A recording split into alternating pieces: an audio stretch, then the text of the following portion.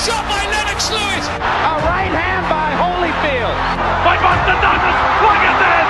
He's knocked Mike Tyson down for the first time in his career! But unfortunately, it'll never happen. Front punches, and it's over! I think it's going to be over. Aguero in big trouble against the ropes. I have to say there seems an element of genuine hate between these two, Ambrose. For sure. I don't hate the man. Just imagine if you bought a ticket. Stop it, Frank. You can stop it any time. Castillo's in trouble! Weak steps in, and the fight is over!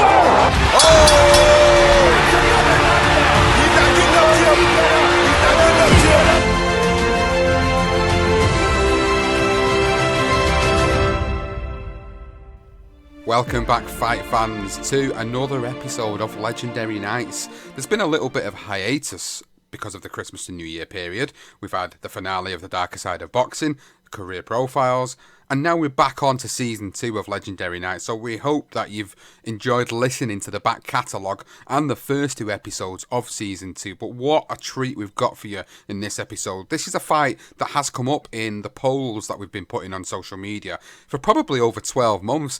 And it's the nearly fight of the polls. It's the fight that's always been in there, maybe come second in the polls to something else that's pipped it. But it's a legendary night in its own right. We're talking about Julio Cesar Chavez versus Meldrick Taylor. This is a great night, a wonderful fight, and an amazing ending. An unbelievable ending to this particular fight, and one that I'm really looking forward to doing, Johnston. Oh, mate, just watching this fight again the other night, and, you know, I didn't watch it at the time. It obviously happened in 1990. I was more involved in Italian 90, to be quite honest with you, rather than the boxing, and obviously our guys, which were Ben Eubank and Bruno, etc. So this was a fight I didn't find out till sort of later on in my late teens. I'd read about it in the papers and such, but never actually watched it. And I remember the first time I watched it, I was just devastated, literally devastated for Meldrick. And I don't want to give too much away, but watching it again the other night, those emotions came back, where just the drama of that last round, the drama from about round 10. I mean, it is just an absolute legendary night, and one I can't wait to really start discussing and going through, and especially the way we do this now, where we speak about their careers, sort of entwine in their careers, and how that run alongside each other, which I think is a great little way of doing a legendary night. So it's got a different feel to it, and I can't wait to describe it.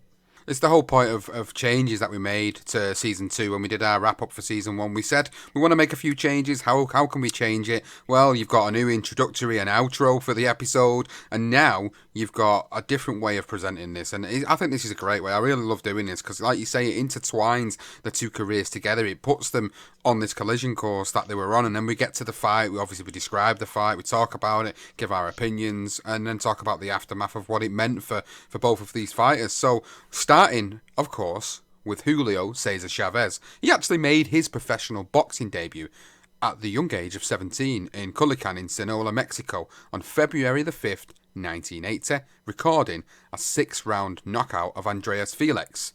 Now, he spent the best part of 2 years fighting on the Mexican circuit, fighting from bantamweight to super featherweight, until he made his American debut on December the 11th, 1982, defeating Jerry Lewis, who was 6-4 at the Memorial Auditorium in Sacramento by disqualification.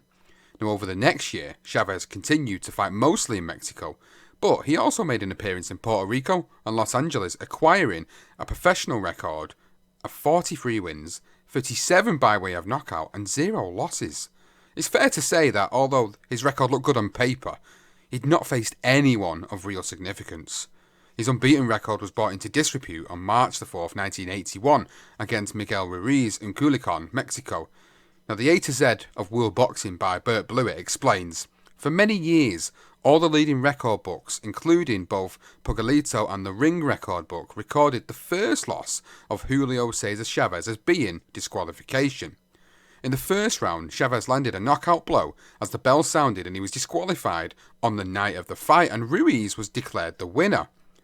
Bert Blewett continued his explanation and he said, this, as in the result, has since been changed to a knockout victory for Chavez, based on confirmation from the local boxing commission in Culiacan that it altered the verdict the following day. What makes this suspicious is Chavez's manager, Ramon Felix, happened to be a member of the Culiacan commission at the time, and his involvement during the review would have been a clear conflict of interest. I'd say. I think there was probably a little bit more in that, but the fact is he did hit him on the bell, and by the sounds of it, he knocked him out. Look, I think Chavez would have won the fight even if they had a rematch. It helped the fact that he didn't get a loss on his record, as we will go into in the course of this episode. And so an opening for a world title emerged on July 1984 when Hector Camacho vacated the WBC super featherweight title to move up to the lightweight division. So the WBC then selected Chavez to fight a guy called Mario Martinez, who's 33-1-2, on September 13, 1984, at the Olympic Auditorium in Los Angeles for the vacated title. Now, Martinez was the slight betting favourite going into the fight due to his previous victory over the former WBC world champion, who was Rolando Navarrete, in a non-title fight. Now, to sum this fight up, we're going to use the United Press International that wrote about the fight. And they said, Chavez dominated the scheduled 12-round bout from the start. He consistently beat Martinez to the punch and rocked him with lefts and rights as the two stood toe-to-toe in every round. Sounds like a great fight. Now, in the 8th, Chavez tagged Martinez with a hard left and chased the reeling fighter around the ring, pounding away with lefts and rights. As the bell sounded, referee John Thomas jumped between the fighters and signalled the end of the bout. A staggering Martinez bled heavily from his nose and from a cut over his right eye. Now, there were no knockdowns during the fight. That was title number 1 for Julio Cesar Chavez. 2 months later, an American fighter from Philadelphia was making his professional debut at Madison Square Garden on November the 15th, 1984. That American was 17-year-old Olympic gold medalist at the 125-pound weight class, Meldrick Taylor. He told The Ring, "I reached the pinnacle of amateur boxing winning a gold medal. This is the ultimate thing to do." He kick-started his professional career as a lightweight under the tutelage of George Benton and Lou Duva, which meant he was promoted by Main Events. His first fight was in front of 19,000 fans alongside that class of 84, which included Mark Breland, Pernell Whitaker, Tyrell Biggs, Virgil Hill and Evander Holyfield. And the card was appropriately labelled the Night of Gold. And admission into the Garden was completely free, with all bouts being shown live on ABC. Taylor wasted no time in getting his career off to a flyer, knocking out Luke Lecce 11-2-1 in the first round. Yeah, we spoke about that night when we done Pernell Whitaker, and also when we done the Olympics, the 84 Olympics with this great American team. So yeah, what a night. We said how much of a great night that would have been able to go to. We were going to jump back to Chavez, and Chavez went back to Mexico for a non-world title fight before returning to the States in his first defence of the super featherweight title against the nearly man and top contender who was Ruben Castillo, who was 61-4-2 at the Forum in Inglewood, California. Now, 3 of Castillo's defeats actually came against Alexis Arguello by stoppage, Juan Laporte, and a certain another absolutely legendary Mexican fighter in Salvador Sanchez on points. And he was a very credible opponent. And the fight took place on April 19, 1985, and Chavez stopped the 27-year-old in 6 rounds. Now, 3 months later, Chavez made his second defence against another credible opponent in a certain Roger Mayweather, who was 21-2 at the time. And the fight took place at the Riviera Hotel and Casino in Las Vegas, with Richard Steele taking charge of the action, one name we will hear about quite regularly. And it was a torrid night for Mayweather, who hit the deck 4 times in the second round before Steele rightly stopped the fight and a one-sided beating. Now, it was 6 wins, 5 knockouts and 0 losses down the line for Meldrick Taylor, and he fought at the Scope Arena in Virginia on July the 20th, 1985, against Roberto Medina, who was 12-1-1. Taylor had too much for Medina, who took a standing 8 count in the 5th en route to a points victory of a scheduled 6 rounds. Going away from Taylor for just a moment, we have to discuss what happened to his opponent half an hour after the bout. Medina, whose real name was Johnny Garcia, was actually arrested by Norfolk police on charges that he had escaped from a Colorado state penitentiary on June the 25th, 1982. Medina, or Garcia, however he was known at the time, supposedly had been arrested on 61 different occasions since 1973, and Medina/Garcia will actually feature in season 2 of Our Darker Side of Boxing. Some great stories to tell about that particular colourful character. Yeah, he's one on our list. So for those that listen to that, do listen out for that. It's a great one. Fantastic stories. So strangely though, Chavez actually made his third defence of his super featherweight title against a mutual opponent in a guy called Dwight Pritchett, who was 13-6 in September 21st of 1985. Now it was a one-sided point decision, but the funny thing is that Taylor actually fought Pritchett in only his second professional fight. So, and he won that by unanimous decision over 6 rounds, which obviously weren't fighting 10 rounds at the time. But I just found that is really interesting for some strange reason why Pritchett jumped in there. Another reason what you do notice with Chavez is, no matter how much he's got a fantastic career, but he does have a few of these layup fights that you sort of think, don't know why they sort of, it's just literally just to make his record look better. For me, personally, that's my opinion. So 2 more victories followed in non-title fights again to close 1985 and to kickstart 1986. Now, while Chavez was clocking up those victories against lesser opponents in non-title fights, Taylor was improving his record against more credible opponents. And one in particular was Harold Brazier, who was 35-6 on May 11, 1986. Now, Meldrick's hand speed was too much for Brazier, who actually said he threw punches so fast, you still couldn't hit him. He had a great defense and super fast hands. Purnell was quick, but not as fast as Meldrick. It was that speed and reflexes that was the difference as Taylor won by unanimous decision. Now, 6 days later, we jumped to Julio Cesar Chavez, who travelled to Paris to make a successful 4th defence of that super featherweight title against Argentinian Faustino Martiri Barreros, 32-13-4. Again, a pretty average record on May 15, 1986, and he won that by a 5th round stoppage.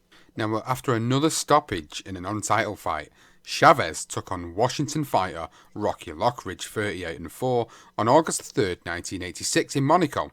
Now, Lockridge had lost 4 times, but against 4 of the best in Eusebio Pedrosa twice, Juan Laporte and Wilfredo Gomez. Chavez managed to make his 5th defence, winning via a majority decision. 2 weeks later, and back in America, there was a battle of the gold medalists as Meldrick Taylor took on Howard Davis Jr., who was 28-3, gold medal winner from the 1976 Olympics in Montreal on August 16, 1986, at the Sands Casino in Atlantic City. Davis employed the more defensive style, combining footwork and counterpunching to keep Taylor off balance, whereas Taylor was the aggressor and concentrated on the body attacks. There were no knockdowns, and neither man were ever in serious trouble. It was a matter of what style you liked better, and the judges couldn't decide either, with Judge Al DeVito scoring about 7-3 in Taylor's favour. Joe Pasquale, not the comedian, had it 6-4 for Davis, and the other judge, Eugene Grant, scored it a draw, giving each man 5 rounds. The final result was overall a draw. Taylor felt he'd done enough, saying, "I threw more effective punches, especially to the body. All he had was a jab and he's clowning." Yeah, first little blemish on his record there. No defeat, but a draw. So moving back to Chavez, and Chavez made only his 2nd and last appearance, which was interesting, at the Mecca of Boxing, which was a Mecca of Boxing in America, that is, and that's at Madison Square Garden against Puerto Rico's Juan Laporte, who was 27-6 on December 12, 1986. Now, Chavez was 54-0 with 48 knockouts and already seen as the greatest Mexican champion and one of Latin America's greatest ever by this point. So the Mexicans were following him all around the world. But this was the first fight that Chavez actually finally showed little chinks in his armour when Laporte actually briefly stunned Chavez near the end of the 8th. Other than that brief moment, it was a comfortable win for Chavez, who won by unanimous decision. In charge of the action, once again, was Richard Steele. I think we're trying to point out the fact that Steele was very regularly in Chavez's fights. Now, jumping back to Taylor, Taylor finished 1986 with a knockout victory, then reeled off 4 straight wins in 1987. 2 of his most impressive performances that came that year was against Mexican-American Primo Ramirez, who was 13-4. That was in April of 87 and in Phoenix. And then against Cuban Ireles Perez, who was 34-2, 3 months later in Atlantic City. And both he won by unanimous decision. After Laporte, Chavez won another bout by knockout before taking on Danilo Cabrera, 29-5, on August the 21st, 1987, in his last defence of the WBC super featherweight title. Chavez dominated the Dominican challenger in his 9 successful defence of the title over the course of 3 years. Next up for Chavez was Edwin Rosario, 31-2, on November the 21st, 1987, for the WBA lightweight title. Richard Steele was back in to officiate another Chavez fight and witness the impressive Mexican batter Rosario over 11 rounds until he stopped it. Now, KO Magazine described the fight by writing, "For one night, at least he," as in Chavez, "grasped perfection, clutched it to his chest and then held it high above his head for all historians to see." The Ring magazine wrote, "A description of the fight reads like a police account of a street beating." Chavez credits this fight as his finest performance, saying, "I had a lot of great fights, where at the end of the night I made it look easy. But if I were going to look at one fight that shot me to another level, it was the Edwin Rosario fight. It was this victory that not only shot him up a level in the ring, but also his credibility in Mexico." Ramiro Gonzalez of the LA Opinion said, "Chavez was something different, something extra natural. He always fought for the Mexican flag. People didn't care. They would walk through war just to see him fight." He maintained his dominance in Mexico with a knockout win over another national treasure in Rafael Lemon, who was 51-14-2 on June the 4th, 1988. So I think we're getting the picture here. Julio Cesar Chavez is now officially the number one in Mexico, and Mexicans were just loving what he was doing to fighters at the moment. Still undefeated. Now, following a knockout win and a points decision over Martin Quirez, who was 11-16-3. He was actually a late replacement for the IBF junior welterweight champion, who of course was Buddy McGirt at the time, 38-1-1, who actually came down with tendonitis in the elbow and was able to fight. And so the fight was actually rescheduled to July 30th at Madison Square Garden's Belt Forum. But Taylor's handlers, as in Lou Duval or the main events, said scheduling conflicts actually made it impossible for him to take the fight. So instead, Harold Davis Jr. stepped in as a substitute for Taylor and was knocked out in the first round. And that was a result that made Buddy McGirt the betting favourite. And the fight was finally confirmed for the date of September 3rd, 1988 at Atlantic City in Taylor's 21st professional fight.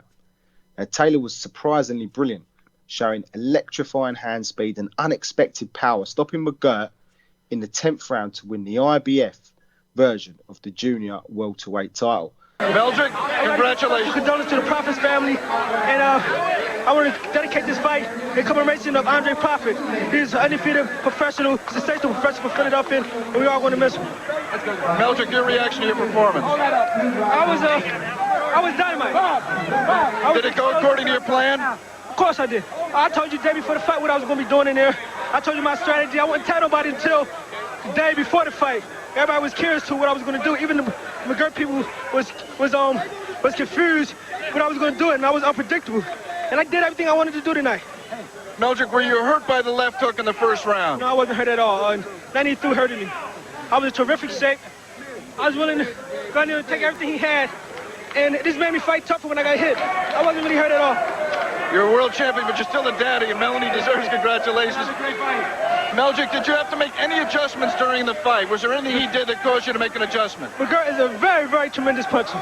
I didn't know he was that strong. He left hooks, right hands. He was coming down on top of me, but I evaded the shots. I rolling out on the sides, twisted, turned, doing half moves. Whatever I had to take to get out of this guy bombs. Meldrick, how does the thrill of winning a world championship compare with winning a gold medal 4 years ago? This is the ultimate. Can't nothing come next to it. The gold medal was my springboard to the professionals, and I proved to all the critics and everybody that I'm for real. I was a young 21-year-old inexperienced fighter, but I showed everybody in the world tonight that I'm the world contender, world champion. Now, Taylor later credited the McGirt victory as the best of his career. He said after the fight, everyone was underestimating me. Everybody thought that I didn't have enough. I won a gold medal. I fought tough opponents. I don't know why everyone underestimates me. Not everyone did. A certain Ron Borges of the Boston Globe spoke highly of Meldrick Taylor's rise through the professional ranks, saying he became the class of that class, as in the class of 84. Meldrick became the star. He developed faster. He was flashier. He could do everything.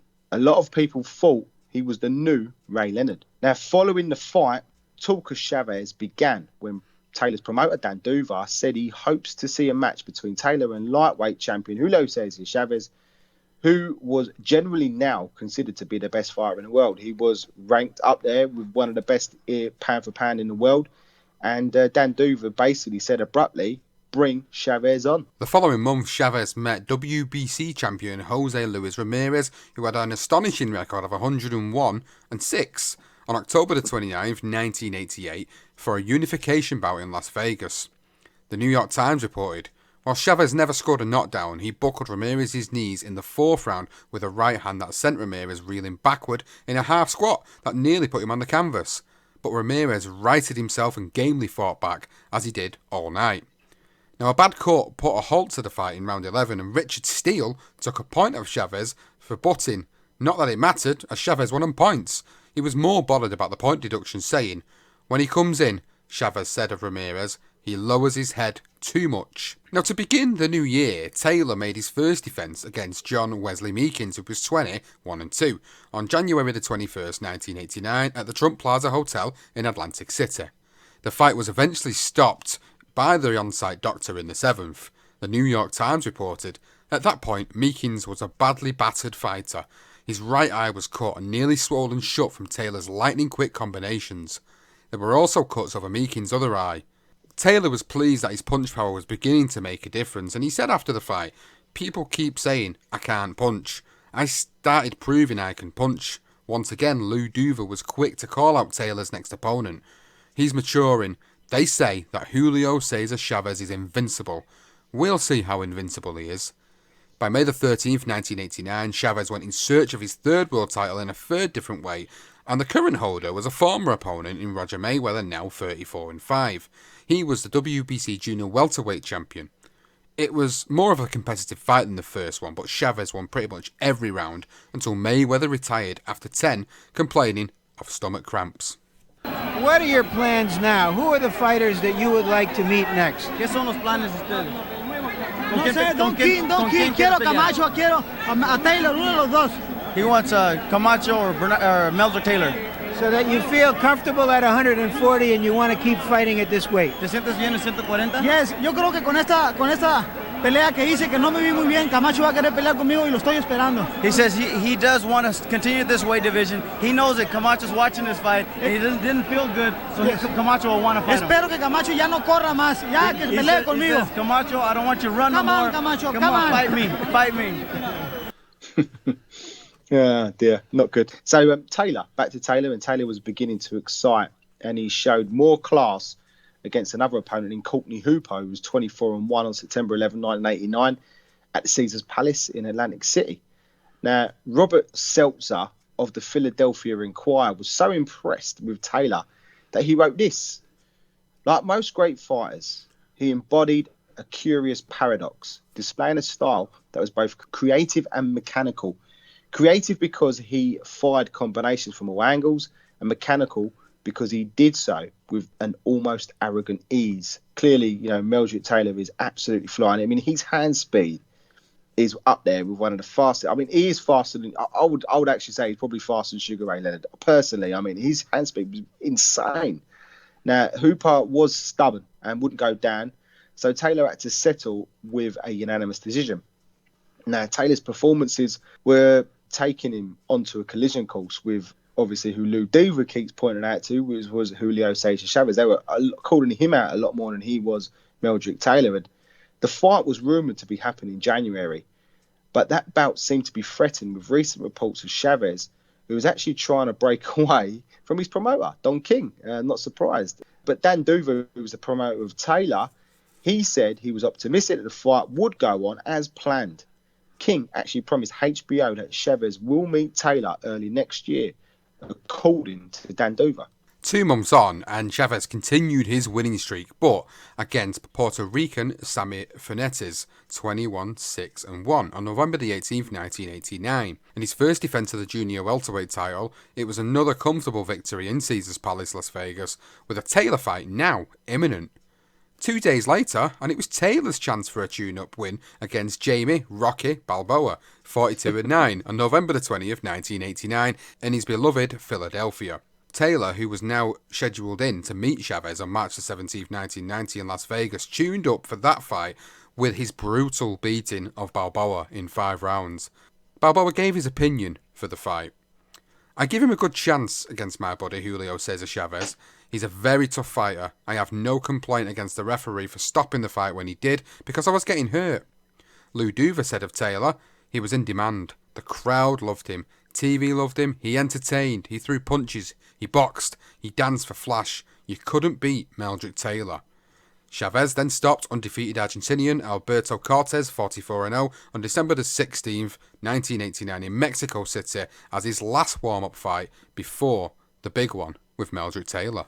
Just looking at that, you look at the Alberto Cortez's record though, undefeated 44-0. You would assume that he was a decent fighter, and I'm not discrediting the guy, but you look at the 44 wins, it's like, holy shit, like this was the first guy he ever come up against. Anytime he ever come up against anybody, he was getting mauled. Just another example of Chavez sometimes just pumping up his resume there. But obviously now we know the build-up is now imminent. We've spoke about it, and Meldrick Taylor is now going to be facing Julio Cesar Chavez. This was a massive night. I mean, it was huge. I mean, you had 2 undefeated fighters, 2 different styles, 2 different personalities from 2 separate nations. This fight had all the ingredients to be an absolute classic.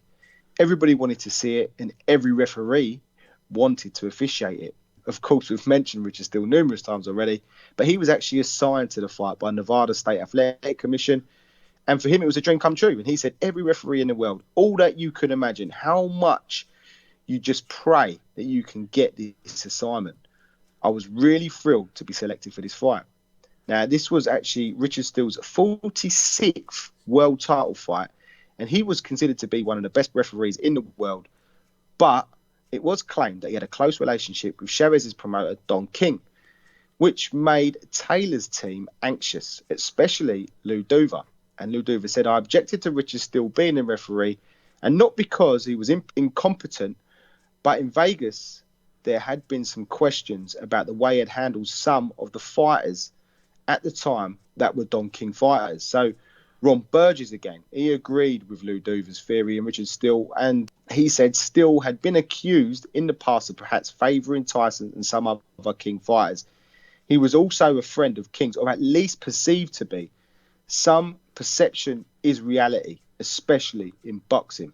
Yeah, well, Don King, isn't it, we're talking about here? And if you've not heard our episode on the darker side of boxing about Don King, it's a great 2-parter. You'll hear about all his wheeling, stealing and dealing in that particular episode. So it's not strange that the Taylor team are going to be anxious about this. As we've gone through the course of the story, you know that Richard Steele has been in a lot of Chavez's fights. So automatically, when we retell this story, you think to yourself, well, maybe there is a bit of already biasness towards this particular fighter because he's been officiating a lot of his fights already. And then there's Don King involved, and everybody knows, even at that time, everybody knew what Don King was all about. So I'm not surprised Lou Duva had something to say about that. Steele himself, of course, refused to be tarnished, saying, every time I spoke to Don King, it had been in public or in the ring. Don King and I have never said over 10 words at one time during the 30 years of refereeing that I did. I worked for the State Athletic Commission, and that's who my loyalty always went to. The Nevada Athletic Commission Executive Director, Mark Ratner, had the complete backing of Steele. Richard Steele is as honest a man as I've ever dealt with. He is an upstanding individual. Whatever he has done in boxing, he did for the right reasons, so I've never believed in any of those comments whatsoever. Well, I mean, it's difficult. I mean, you look at Richard Steele's career and as a referee, I mean, this is going to be his 46th world title fight, and you do look at some of the other fights and the ones in particular which we're going to point out to later on. You can see, like, I don't know, I'm not knocking, I don't believe he was ever bribed or anything like that. I just think that maybe a certain fighters, sort of their career and their status will influence his decisions. And because I think Meldrick Taylor he was very young. He was 23 years old, and he hadn't really been through as much as Chavez, and he had witnessed so many Chavez fights. I think this might have even been the first Taylor fight. So he may not have known too much about him. I think that may have influenced some of his decisions. I don't necessarily think it's bribes. We will get into that later on. But even with the politics of the choice of referee lingering, many boxing observers predicted it might rank among the best fights in the past 10 years. Now, no trash talking was needed. It didn't matter, as basically the pre-fight hype from boxing pundits and the media made it an intense affair. And again, Ron Burgess used a car analogy to describe both fighters. He said, Chavez was the workman. He was the plumber. Meldrick was the one driving the Jaguar. Chavez pulled up in an SUV, but then he might run over the Jaguar with the SUV. So Taylor wanted to make sure he was prepared, just as he did against Buddy McGirt. He was an underdog in that fight, and he worked tirelessly on his game plan with George Benton and Lou Duva, and he spent most of his 12 weeks training for the fight by working the centre of the ring and staying out of the corners. The last thing he needed to do was be stuck in one of those corners, especially with someone like Chavez, well known for his body assaults. Tonight in Las Vegas, such a meeting between Julio Cesar Chavez and Meldrick Taylor. Both are 140-pound champions. Chavez, WBC super lightweight titleist, is regarded by many as the best fighter in the world. Taylor reigns as the IBF's junior welterweight champ and is seen as one of boxing's most exciting competitors. Neither man has ever suffered a ring defeat. Chavez, who has won at least 66 consecutive professional fights, has the longest win streak of any active fighter. Add Taylor's 24 victories and 1 draw, and these two warriors are undefeated in 91 bouts. And under pressure, both have risen to the occasion. Taylor's career best performance was in his first title fight against then-champion Buddy McGirt. Chavez has been tested 16 times in championship fights. 16 times he has willed himself to victory. But they differ in style. One is active, averaging 85 punches per round. Meldrick Taylor suffocates opponents with rapid-fire flurry attacks. The other is accurate.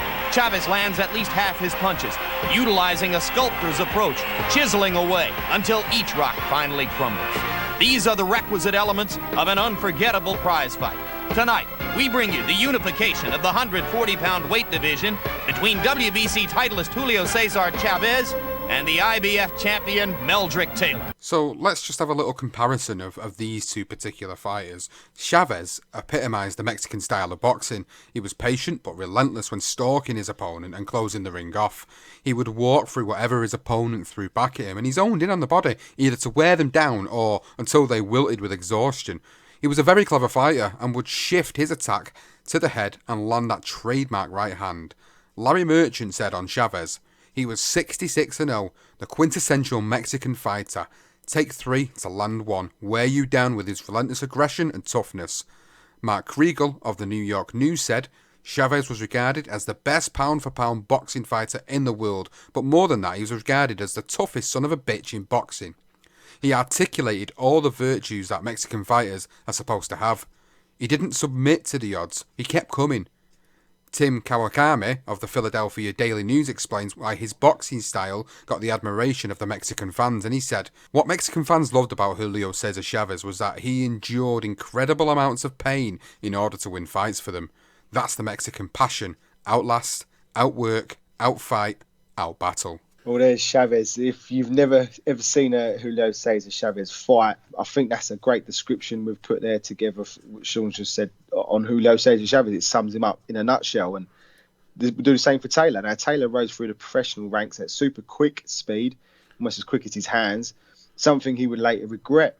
Now, his speed, reflexes and footwork were outstanding, and he wasn't afraid to get hit. He showed an excellent chin in all his fights leading up to this fight, and was always ready to brawl with his opponents if needed. Now, Al Bernstein, a great pundit, actually said this of Meldrick Taylor. He was dazzling. He had hand speed. He had good foot movement. I don't know if there's ever been too many fighters in the last 25 years who are anywhere near more fun to watch. Where Chavez epitomised that Mexican way, Taylor was a true Philly fighter. And Taylor was proud of that. And speaking about being a North Philly fighter in 1991, he said, A Philadelphia fighter is someone who has a lot of heart and desire that comes to fight every minute of every round. Bernard Fernandez of the Philadelphia Daily News explains in more detail. He said he could snap off 7-8 punch combinations in the blur of an eye. But I think his greatest strength and his greatest weakness was that he was a Philadelphia fighter. He thought of himself as more of a fighter than a boxer. What Meldrick wanted to be in a way was Joe Frazier. We've done a career profile on Joe Frazier. We mentioned that sort of Philly way, and it basically was the same way. Larry Merchant agreed with both, and he said Meldrick Taylor was too much of a Philadelphia fighter. He had real quickness and boxing skills, but he loved to get in there and fight, and sometimes when it wasn't to his best advantage. But that's what made him the outstanding young fighter he was. So let's move to the fight details themselves then. The fight took place 1 month after Mike Tyson lost to Buster Douglas on St. Patrick's Day, March the 17th, 1990. It took place at the Hilton Hotel in Las Vegas, Nevada, and was a unification fight with the WBC super lightweight title, currently held by a 27-year-old Chavez, who was making his third defence. Taylor, aged 23, was also making his third defence of the IBF junior welterweight title and earned a reported $1 million, while Chavez earned apparently $1.4 million. The fight itself was actually aired live on HBO, and this takes us nicely in to the big fight, the legendary night, Julio Cesar Chavez versus Meldrick Taylor. One of the greatest nights, as we said at the top of the show, one of the most infamous nights in boxing, and the epitome of why we do this series, Legendary Night. So we're going to take you through the course of the fight in certain bursts of rounds. We're going to start with rounds 1 to 4. Now, Taylor, in rounds 1 to 4, he wasn't intimidated by the Chavez pressure, whose game plan was to target the body in hope of slowing the Philadelphian down. By the second round, Taylor was already bleeding from the mouth. Chavez was hitting harder, but Taylor was scoring repeatedly with his jab and hook. Maybe this was the reason why all 3 judges gave Chavez the second. Taylor was brilliant at evading shots and countering with his speed and precision. He was surprising everybody, Taylor, by landing the cleaner punches, not just the single pot shots, but he was actually throwing these incredibly quick flurries. Larry Merchant correctly described the early rounds, and he said, Taylor was dominating, a terrific fighter. It was quite evident that Taylor won the first 4 rounds without Chavez getting a sniff, really, from our perspective, but Jim Lampley described how Taylor took complete control by boxing, moving, punches in bunches, this fluid hand-speeding combinations, clearly reminiscent of Ray Leonard at his best. Even Sugar Ray Leonard himself, who commentated on the fight, supported that statement by saying the hand speed of Meldrick Taylor was superior, totally superior, and nullified the offense of Chavez. Taylor's combination inside is so fast, he can get him off and get away. But what happens sometimes, he has a tendency to stand up, and he's very vulnerable for a counter. But as long as he's moving, Jim, he can win this fight in fine fashion. Now get out. Solid left hand by Taylor, and he moves back out. Another successful exchange. The promotion for the bout, Ray, called it Thunder meets Lightning. And there was a good straight left by Chavez that snapped Taylor's head back. In that characterization, Chavez would be Thunder and Taylor Lightning. But there are a lot of people who think that Julio is not a powerful puncher up here at 140 pounds. Well, we'll see that. I mean, quite naturally, he's not been landing the kind of punch he's landed at the lighter division, but he still punches so well in there. He's been knocking people out, but not down. It's always been an accumulation of punches, so conditioning will be a factor here also. It really was a fantastic display of boxing by Meldrick Taylor in those first 4 rounds. I mean, you rightly said that all three judges gave Chavez a second, and I think it was just literally from that one shot and the fact it was bleeding. I think visually they see that he was throwing a bit, I suppose, the harder punches, and for them that's why he won a round. For me personally, Meldrick won all 4, and I'm sure for yourself, Sean. Now during the break, this was interesting. When Taylor returned to his corner, Lou Duva knew that he'd won every round without a shadow of doubt, but there was still a long way to go, so he wanted to calm him down, and with the full fight basically in the back of his mind. And he told Taylor during the break before the 5th, "You're boxing beautiful. Now just settle down.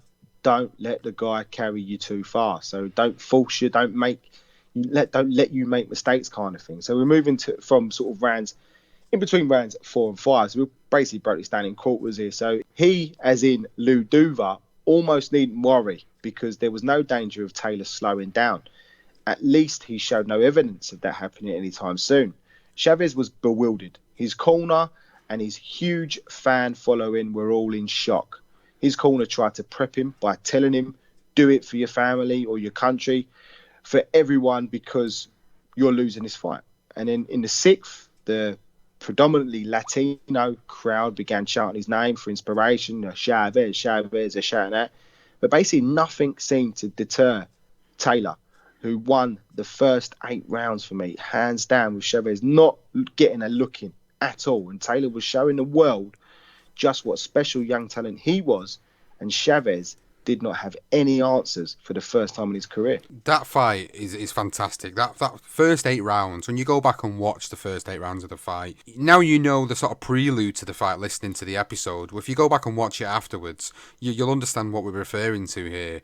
And when I watched that fight back again, I've watched it multiple times, but when I watched it back once more in preparation for this episode, I was just in awe of Meldrick Taylor, and I feel like Meldrick Taylor is a forgotten man of the division because of the aftermath of this episode, which we'll talk about later. But I feel like at the time when he fought Chavez, he was at his peak. He was in the prime. He was only 23, for God's sake. Some fighters don't even get into the prime till they're, 27, 28, even anywhere up to sort of 31, 32, they say they could be in the prime. But he's 23 and he's got this blistering hand speed. Chavez didn't have a clue what to do.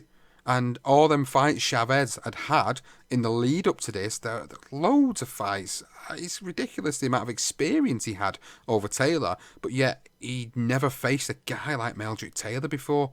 I mean, he'd faced fighters maybe slightly of lesser opposition than Taylor, Yep. You know, maybe just like a level below Taylor, but he'd never fought a Taylor. Taylor was like you say, he was as fast as, maybe if not faster than Sugar Ray Leonard. He had the speed, and it was bewildering to Julio Cesar Chavez. And like you said there, his corner, they're trying to give him this pep talk. They're trying to tell him to go out there and you're going to lose this fight. You're going to lose all these Mexicans that are here, all these people. This country's relying on you to win this fight. You need to go out and do something. My word, these first 8 rounds, for me, were just all Meldrick Taylor. Maybe you could say Chavez maybe had a sniff of maybe a round. You could say 2 at best, if that.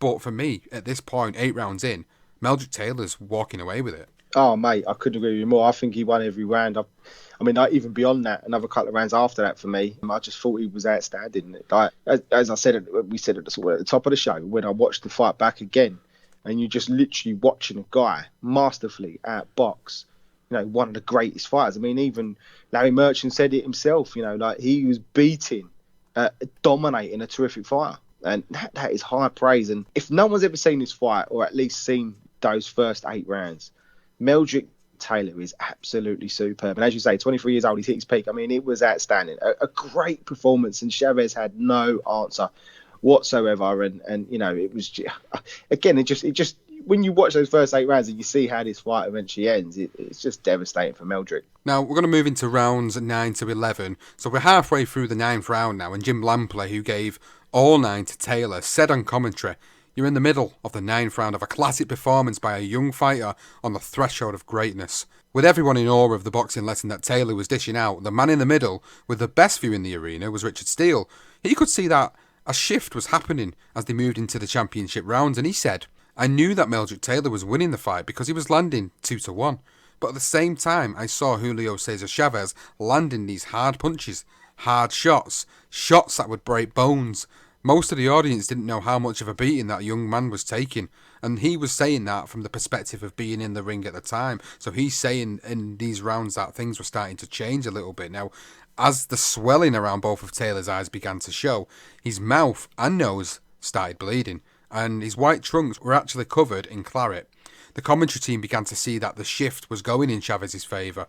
Now, if you watch closely, you can see that Taylor was slowing, although he still kept up at a reasonably high pace.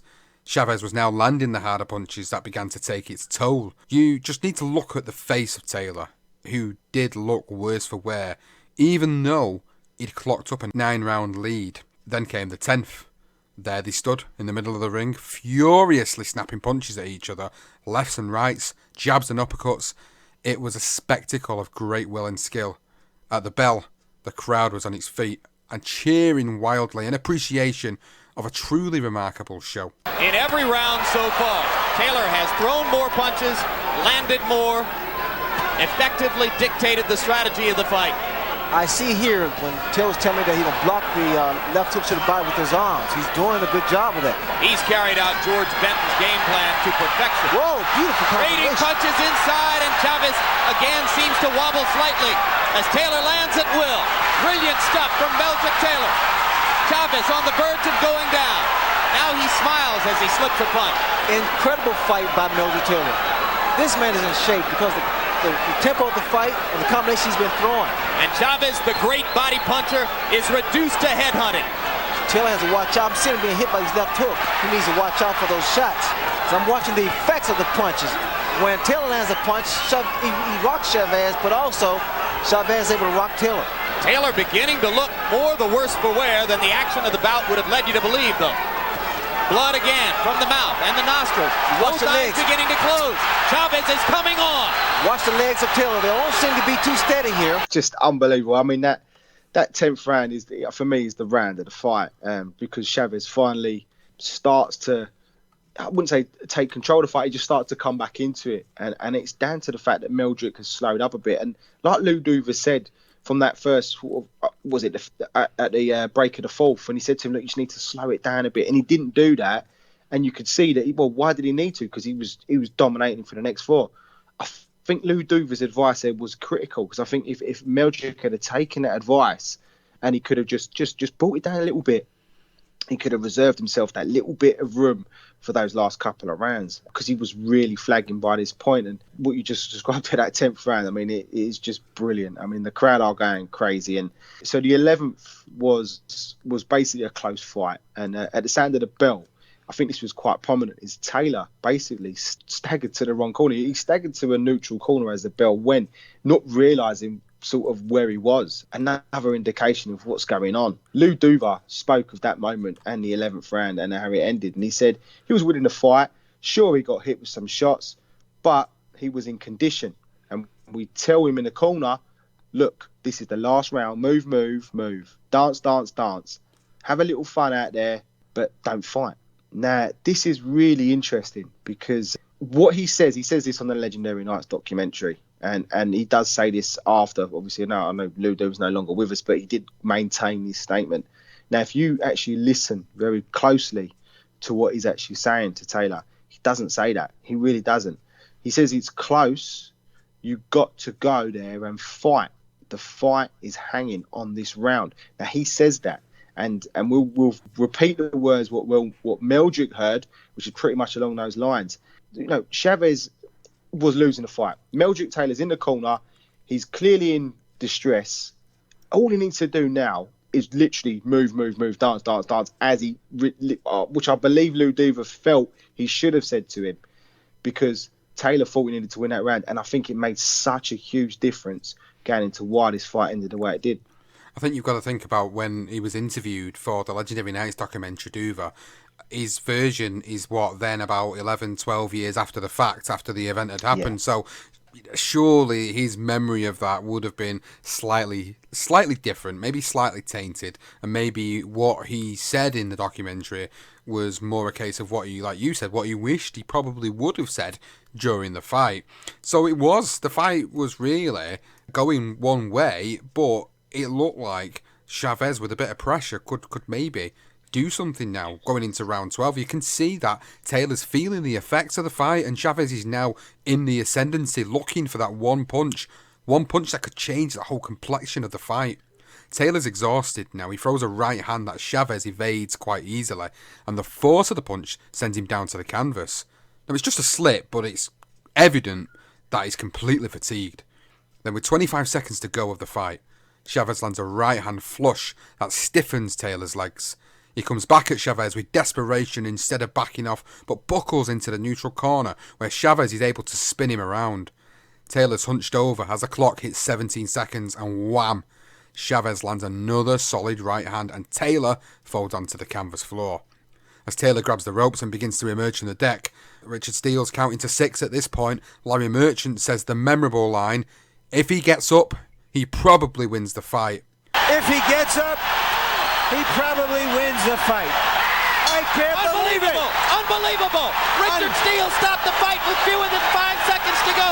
You're going to watch Lou Duva go crazy now. You're going to watch Lou Duva go absolutely berserk. This is one of the most unusual calls by a referee in the whole history of the sport. And with 6 seconds left on the round of the fight, Richard Steele takes a long, good look into Taylor's eyes, and when the clock hits 2 seconds, he stops the fight. Oh, it's absolute devastation. Larry Merchant, if he gets up, he probably wins the fight. He's on his feet. There's 2 seconds to go. I just don't get it. I don't get it. I mean, we're going to speak about this. I mean, in great depth. So I'm going to move on. And so the crowd are on their feet in celebration. Obviously, a predominantly Latino following, and they were clearly in great emotions. I mean, if you're following Chavez at this point, you are. I could imagine, as a fan, I try to envision myself as a Chavez fan. I would have been going crazy. And the world watching at home were probably screaming at their television sets. And the commentators were bellowing in shock. Jim Lampley is unable to contain his emotions, as he was with Gatti Ward. And he says, unbelievable, unbelievable. Richard Steele has stopped the fight with fewer than 5 seconds to go.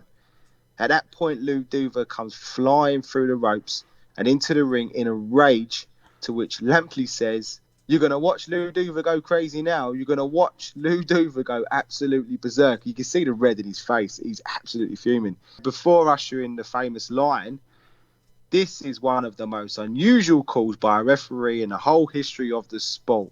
And that is exactly what it was. Taylor was able to return to his feet, and he should have been allowed to finish the fight. I just don't get it. I mean, the official time of the stoppage was 2 minutes and 58 seconds.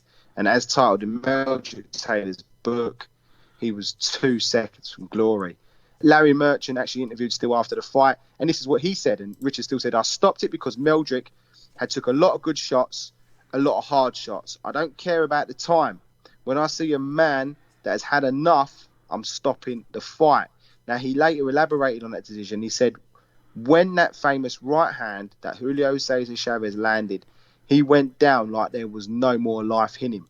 He got up, he pulled himself up, and I asked him twice, are you all right? Are you all right? And he could not continue. I'm with Richard Steele, the referee.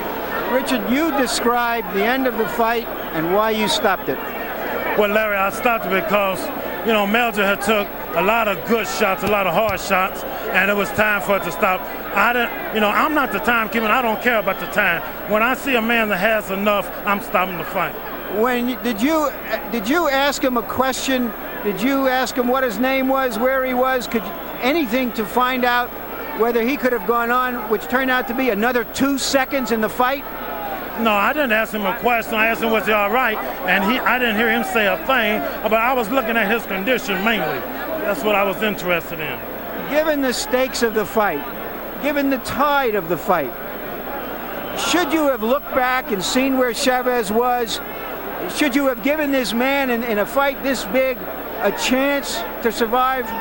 There's no fight worth a man's life. I don't care what it is or how many I do. When I get tired of seeing a guy getting pound, and I think he had enough, I'm going to stop it. Lou Duva was just as Jim Lampley predicted. He was fucking mental. He was crazy. And when Larry Merchant explained Richard Steele's reasons for stopping the fight, this is what he said. Bullshit. I don't believe that. He got up. He started to pick up the count at 6. He got up. Bruno Fernandes was baffled by the decision. He said, there are fights where you lose your pawn in a single bout. The one thing that he should have got was the satisfaction of victory because he beat him for 35 minutes and 58 seconds. And everybody was right. Everybody was right. I don't understand that decision. It was one of the most unusual calls by a referee in the history of the sport because for me, even if he would have let that fight go on, what would he have done in 2 seconds, Chavez? Would he have landed another shot? Maybe. No.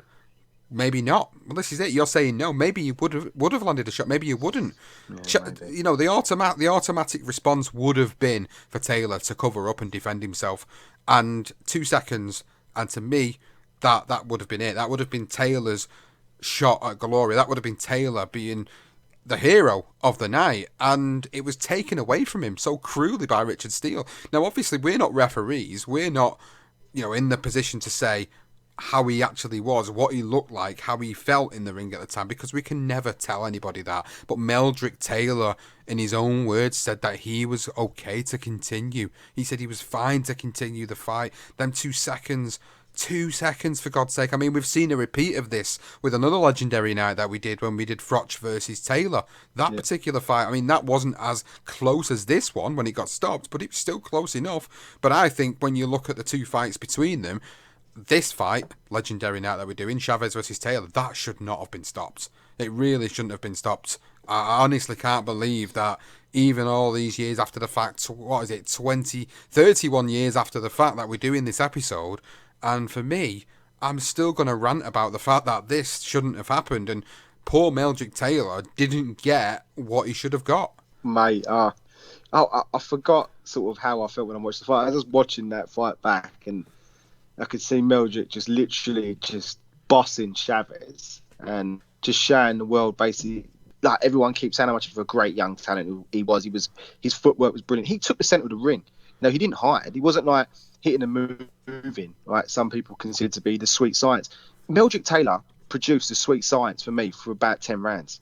And I thought he was outstanding. Like one of the best performances I've ever seen by any boxer in the world, in the sport. And I don't even mean that I'm not even tarnishing. I'm not even just hyping this up. His performance was phenomenal. It was outstanding. And I think for that very reason, Richard Steele should have given him 2 seconds. It bewilders me that he didn't. And I mean, we'll give you some of the other options which people spoke about after. But I'll let you do the comments as well, Sean, after the fight from both fighters. Meldrick Taylor was actually able to conduct an interview after the fight, and he said the fight should have been in the basket and ended on a scorecard.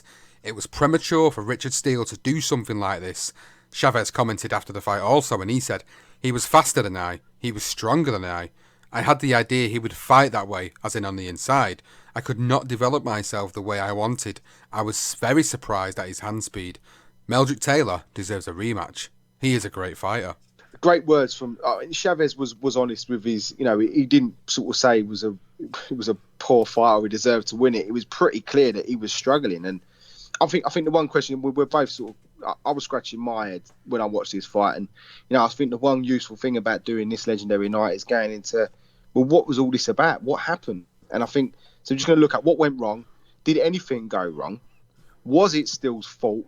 Was there corruption involved? And basically, here are some points and many theories and many that people believe and which we've found and researched. And it wasn't just Richard Steele making bad judgments in many people's opinions. So just the first point, we've got 3 points here. I'll read out the first one. So Taylor's trainers were condemned for telling him he had to win the last round when he didn't. Something Taylor himself was disappointed with when he looked back in retrospect. And he said later on in his career, my cornermen were telling me I need the last round. They should have told me to box and stay away. So I thought I needed the last round to win the fight. That's why I thought it was a bad decision. But if it hadn't been for the referee, I mean, there are only 2 seconds left. I mean, he can't even come. He says, when you see him say these words, and he says, if it hadn't been for the referee, he has a long pause. And then he goes, there was only 2 seconds left. He's still in his head. He's like, I can't believe I lost this fight. The second point is Lou Duva. He was blamed for jumping onto the ring apron during the time Richard Steele was asking Taylor if he was all right, which distracted his response. During the press conference, Taylor admitted that Duva's manic attempt to storm the ring may have diverted his attention from Steele. Taylor said that he turned to look at Duva as Steele started the standing 8 count. So there's another point where you listen to these points and automatically now your head starts to change and your mindset starts to change on what really happened here. We're condemning Richard Steele for saying there's only 2 seconds left, but I don't think it was just him. These points that have been made about the trainers being involved. Like you said, why the hell did they say he needed to win the last round when he fucking didn't need to win the last round? They could see he was bossing that fight all the way through. Okay, he might have lost maybe the last 2 rounds of the fight, but he didn't need to go toe-to-toe with a slugger like Chavez. So why did they do that? Why did Lou Duva jump on the ring apron. Why did he do that? The fight wasn't over. The fight had not been called off at the point he jumped on the ring apron. He was just so animated with the fact that his man was possibly about to lose the fight that he couldn't help himself, clearly. So there's another issue. Was Taylor distracted? Well, he says he was. So he may have been distracted, he may have turned away, he might not have been looking in the eyes of Richard Steele. So Richard Steele's looking at this guy who's all over the place, to him, in his perspective, and thinking, I'm not letting this guy carry on, regardless of how many seconds left of the fight there is. So you just give us the third point and let's give our final assessment on this. Yeah, so the interesting thing, which is something that I completely forgot, is that Richard Steele was actually criticised as well for not being aware of the red flashing light that indicated that there were only 10 seconds left. There was a red flashing light in the corner of the ring, and it indicates, when you hear the 10 seconds, you hear the tap-tap, then you have the red flashing light that indicates there's 10 seconds to go. Now, this light was literally in front of him while he was conducting the count. He should have seen that red light. He should have known there was 10 seconds left. So for him to turn around and say, I don't care how long's left, if the guy's risen from his feet, you know it's within 10 seconds. Again, that is another fault for Richard Steele for me.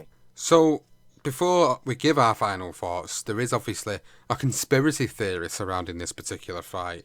Now, we'll go through the conspiracy theory and more reactions, and then ultimately give our sort of final thoughts on what really happened here. So the conspiracy goes because Richard Steele had made decisions that had been questioned in other fights which were promoted by Don King. Now, we mentioned Don King earlier and some of the life and crimes that he'd committed. There was widespread speculation over whether King had somehow bribed Steele, as we mentioned earlier, when Lou Duva had objected to his appointment. Some say the apparent discrepancy between how Steele responded in this bout and his actions 2 years before this match in a bout between Thomas Hearns and Iran Barkley. Now, Dan Duva made reference to another fight, and he said Meldrick was up at 5 and he was looking straight into Richard Steele's eyes. Sugar Ray Leonard was down 2 times against Tommy Hearns and they let him fight. It was clearly a bad call.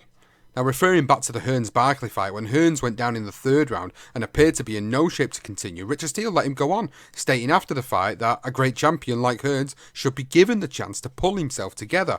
Yet his reason for stopping the Taylor-Chavez fight with 2 seconds to go was his eyes, his condition told me that he'd had enough. Meldrick Taylor got up, but I was not going to let him take another punch. Now, to counteract that, Taylor did land several low blows during the fight, and Steele did not take any points off him. If he had taken a bribe, surely he would have deducted points from Taylor. Even Jim Lampley picked up on that and made reference to Taylor landing 20 plus low blows on Chavez and Steele's handling of that situation. What do you make of all that? Yeah, I know, it's interesting. I didn't really, and then I did sort of notice it, watch it the other night, because obviously I would be doing this research, and all of a sudden I was like, what's this about? So I would watch that for it, and he does throw a few low blows, and then I can sort of see where Jim Lampley's coming from. But then on that counter respective, end of the day, if he was bribed, as people have suggested, which I think is very far-fetched, but if he was, why wouldn't he be taking points from Taylor? And then he could have just let that fight carry on and Chavez would have won the fight, because we'll talk about the judges' scorecards as well, would have been it. I mean, the conspiracy theories, it's so difficult to really... There are so many mistakes that it's hard to pinpoint one particular person, but we'll carry on. And there were more reactions. Larry Merchant gave his thoughts on who was to blame. And he said, I think that Richard Steele made a bad stoppage. Meldrick Taylor had fought his heart out. He had earned the right for those extra 2 seconds. I can't disagree with him there. Ron Borges thought different. He said it was hard initially to step back and really look at what happened. One guy got assaulted at the end, and that's what happened. So should they have stopped the fight? And he said, yeah, they should have stopped the fight. The decision haunted Lou Duva, but it was his, as in Taylor's expression, that said it all. He said, I couldn't believe that he lost. Every time I think about that fight, I think about that expression on his face. Kathy Duva, who was the promoter for main events and for most of Taylor's career, she said, I tell people all the time it's the most heartbreaking loss in history of sports, and I dare anyone to come up with anything more heartbreaking than this one. He had been ahead for 11 rounds and he was standing on his feet. There were 2 seconds left in the fight, and for no reason the referee stopped it. Taking that win away from him that he earned broke his heart. I don't think he was ever the same again. It was unfair to have that taken from him. It really was very unfair to take that away from him. Now, not that it needed more controversy to what had happened, to this astounding end to the fight. The judges' scorecards were baffling. One of them, anyway. Jerry Roth scored it 108, 101, and Dave Moretti 107, 102, both for Taylor. But Chuck Giampa bizarrely gave the fight to Chavez 104 to 105. Now, although Taylor would have got the split decision victory should it have ended and gone them 2 seconds extra, you can't help but wonder what the fuck Chuck Giampa was watching. Oh, mate, I'm baffled. Do you know what? Every time I just assumed as well. I don't know, because of what happens at the end of the fight, it's irrelevant what happens with the scorecards. But then when we've done our homework on this, and I thought, a split decision. I thought, no, I couldn't believe anyone could give Chavez this fight. And if anyone's going to talk about corruption, I think you're probably looking at Chuck here. I think Chuck was chucked a few bob from Don King. Wouldn't surprise me, to be honest with you, with some of the shit we've covered for his episode on the darker side of boxing. Now, after the fight, Dr. Philippe Homansky, the Nevada ringside physician, examined Taylor, and he said, Meldrick suffered a facial fracture. He was urinating pure blood. His face was grotesquely swollen. This was a kid who was truly beaten up to the face, the body, and the brain. He was also given a transfusion to replace the 2 pints of blood he had lost during that fight. Taylor said that he had endured blurred vision from the third round on, and that he had been unable to see Chavez's right hand. Nevertheless, he was also defiant, and he said, my head was really clear. I wasn't wobbly. It was a very traumatic thing for me. It was ludicrous. Taylor was never really the same after this fight, and Ron Borges of the Boston Globe said once more, you fight a fight like that, you are never the same. A piece of you stays there. Taylor remembers in disbelief in how he looked after the fight. My face swelled up fast. I never swelled up before. How come it did in that fight? He didn't catch me a lot in the early rounds. I don't bruise easily. Interestingly, Taylor believes that there was suspicious activity, saying, I think they padded his gloves. I truly believe that. Chavez returned to Mexico. He was welcomed, of course, with a hero's welcome. He went into that fight as a Mexican legend, but left as a mythical figure. He had become the Marvel of Mexico. The Marvel of Mexico, he really was. I mean, interesting thoughts there from Taylor, for him to say that he thinks the gloves were loaded. You could clearly see the physical damage that he had sustained there. They were really some bad. I mean, he looked awful, and the doctor clearly proved that with, the grotesquely swollen face. He was a beaten up kid. I mean, to the face, body and brain he put it. I mean, you can't get any more demoralising than that. For me, Sean, I think just looking at this fight, looking at all the information that we've managed to gather here, I think Richard Steele was at fault. He should have seen that red light. For me, I think he is the biggest problem there. Yes, Lou Duva was rash. We know Lou Duva was like that anyway. Jim Lampley clearly said it. He knew he was going to go berserk. It was his character, his nature. So he probably should have, he would have felt Lou Duva's presence. He would have seen Lou Duva in the corner of that ring. And if Meldrick Taylor wasn't looking at him, then you could have just, I know it's a heated moment, but he could have said, I could understand because he's looking at Lou, he's distracted him. The fact that he's got a red flashing light right in front of him to indicate there's 10 seconds left, I think that's a bad fault. And although Richard Steele is a good referee, I still believed he was. So many fights he refereed. I mean, we mentioned a couple there, some legendary nights there. One we're probably going to do at some point with Thomas Hearns and Sugar Ray Leonard. He'll crop up in again. But it was a bad judgment call from Richard Steele.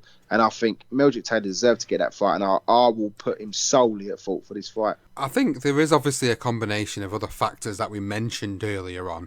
But ultimately, the referee, as you rightly pointed out, had the final say on the matter.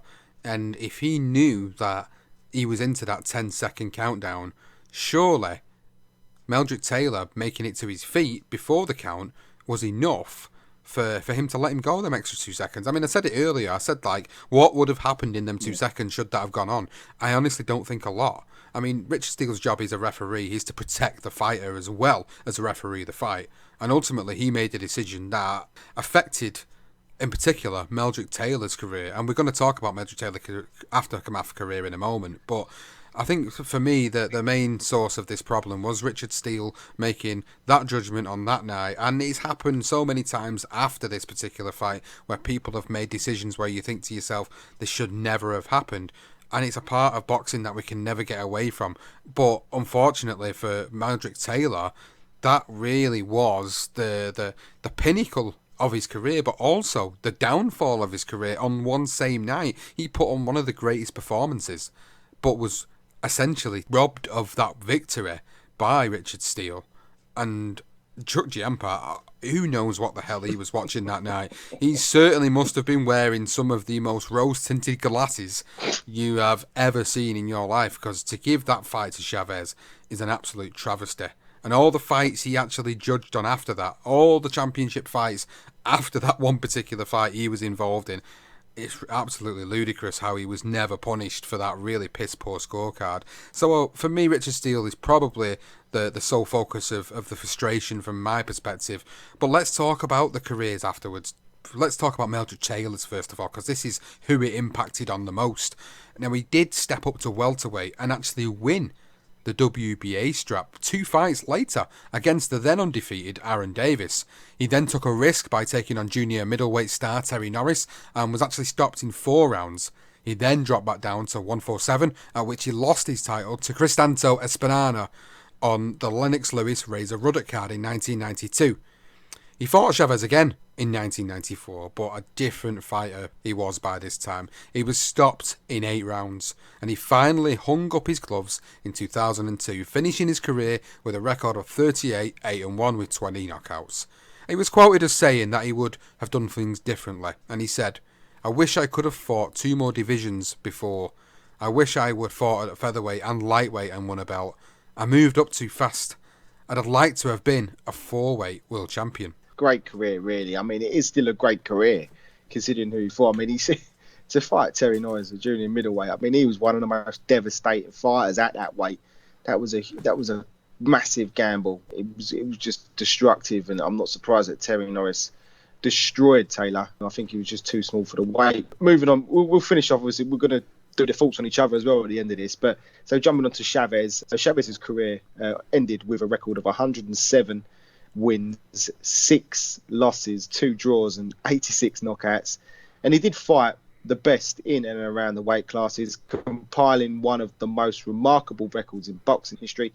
He actually took part in 37 world title fights, and that's more than any other man in history. And I believe that still stays today. He was more than happy with his career. I mean, his career was phenomenal. He had the Pernell Whitaker fight. He had Hector Camacho fight.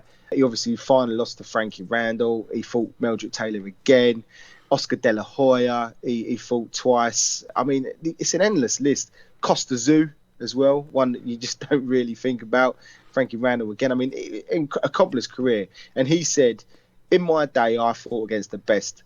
I can't say I wish I had fought Sugar Ray Leonard because he was way above my weight class, or Roberto Duran because they were way above me in weight.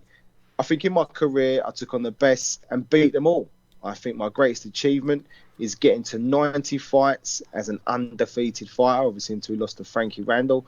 And he said, "I believe that of all the things I've done, the fact I could withstand 13 years of the best challenges, that's my greatest accomplishment." And he is a legendary Mexican fighter. If not by many, he's probably considered the best legendary Mexican fighter. Obviously, I'm sure Canelo's got something to say about that today. Winning 7 world titles in 3 weight classes. The achievement in itself is phenomenal. I mean, you can't really say much more. Chavez is definitely a guy I'm sure will get a career profile on at some point. I was just going to say that. I was just going to say career profile all over it, because I'm sure there'll be some great stories to bring up throughout the course of his career. So I'm not going to say too much on that, just because I know that we will eventually do Julio Cesar Chavez. Moving on to Taylor, he told the Ring magazine that Julio Cesar Chavez had the best chin, was the best puncher, the smartest fighter, the best skills, and the best overall he had ever faced, saying, "I hit him with shots and he didn't blink too much. He got his body behind the punches. He didn't rush his punches. He took his time. He was behind against me, but he kept his composure. His punching power, his durability, and his accuracy gave him the best skills. Overall, I think Chavez was the best I ever fought. He was a 3-division world champion before I fought him. He was undefeated. He beat everyone. I had to think more. I had to be in better shape and sharper."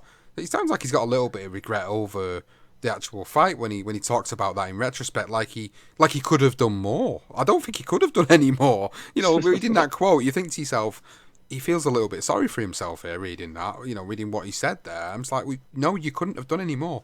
You really couldn't have done any more. You was robbed of that fight, Mr. Taylor. It was just one of them unfortunate nights where he was basically robbed of the opportunity to become a great. Yes, he finished his career. We know he won a world title at another weight, but I don't think he was ever the same fighter after that, and that's the fact for me that remains with Meldrick Taylor's career.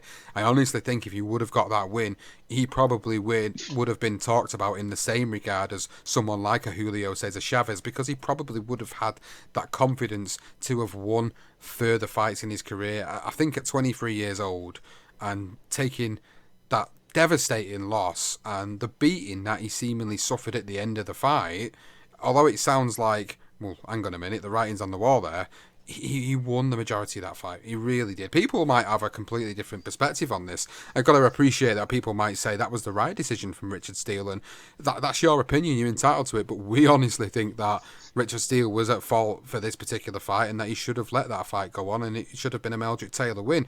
But Johnston, just finish off with Julio Cesar Chavez then and what he also said to the ring later on. So Chavez told the Ring magazine that Meldrick Taylor, he had the best skills, he had the fastest hands, and he was overall the best fighter that he'd ever faced. I mean, that's incredible to say that. So, this is in his own words. He said, Meldrick Taylor had every skill you need as a fighter. His speed, quickness, power, all you could ask for. He was the fastest. I would land one shot, and I would take 4 in return. He was quick. More than anything, it was the fact that he had real quick hands. By the time I landed one real power shot, I was taking 5, 6 in return. They weren't hard shots, they weren't power shots, but I couldn't get in my range, I couldn't get established. In that fight, I made a big mistake, which was I was trying to fight at his pace. That's why down the stretch I was exhausted. I was completely exhausted. I found a way to do it, but I was done. I faced everybody. If you look at my record, all the fights I had 37 world championship fights. I didn't handpick any opponents. But if I was to look at the best overall fighter, it would be Meldrick Taylor.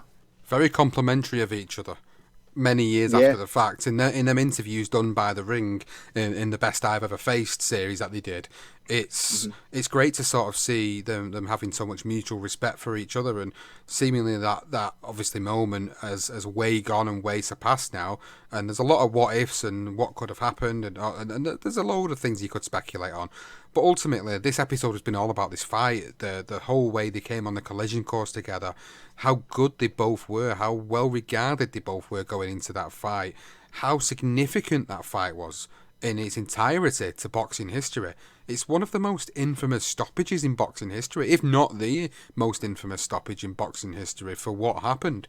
And we've really thoroughly enjoyed sitting down to record this episode for the Legendary Nights Series 2, because it's one, like we said at the top of the show, we've been wanting to do this for a while. People didn't vote for this one. There was always something else that came up that was another a legendary night in its own right, but it's been so good to sit down and really dissect this whole fight and go through the aftermath and what both men said to each other, how everybody reacted, the aftermath of everything and what it meant to boxing in general. I thoroughly enjoyed this one. I'm so glad we got the chance to do it. Oh mate, absolutely so happy. It just seemed, I think he was in a couple of, if not 2 or 3 polls, and for some reason or another it just didn't seem to get the vote. I think we got to a point now where it's getting to a point where we need to start selecting them ourselves, because we want to be able to do these big nights. And what a great, I mean, you can't get much better than this in terms of that drama in the last round and just the devastation I still feel for Meldrick Taylor, and the fact that he carried on as well, didn't he? He carried on way past to the point where he shouldn't have even been passed as fit by the commission. You hear him talking 10 years later, he's completely different to the version you see. He's stumbling and bumbling and clearly and evidently, he's taken way too much punishment by sort of 2001, 2002 when he retired. Chavez obviously continued his great career. What a great, just a great legendary night. And I'm finally pleased we finally got this one in the bag, and hopefully we've done it justice. Well, if you've enjoyed it, please let us know. Social media at Legend Night Pod on Twitter. Go to the Facebook page, BTR Boxing Podcast Network. Go on the Instagram account, again the same, BTR Boxing Podcast Network. Find us on there. Let us know what you think about the episode. If you've subscribed to this on Apple, please go and leave a rating and a review and give everybody your thoughts on this particular series and let them know how good it is and let them know that this is a great series to go and listen to, and I'm sure we'll get the word of mouth around, and I'm sure more people will come and listen to that back catalogue of great episodes that we've got. A final big shout out, of course, to the patrons to the podcast. You will be getting early access to this episode. You'll have listened to it, and you'll have listened to it before everybody else has had access to it, and that's part of being a patron, so thank you so much for your support as well. Big shout out to you guys. If you've enjoyed it, again, let us know. Social media, Legend Night Pod. We hope you've enjoyed this episode, the tale of Julio Cesar Chavez versus Meldrick Taylor.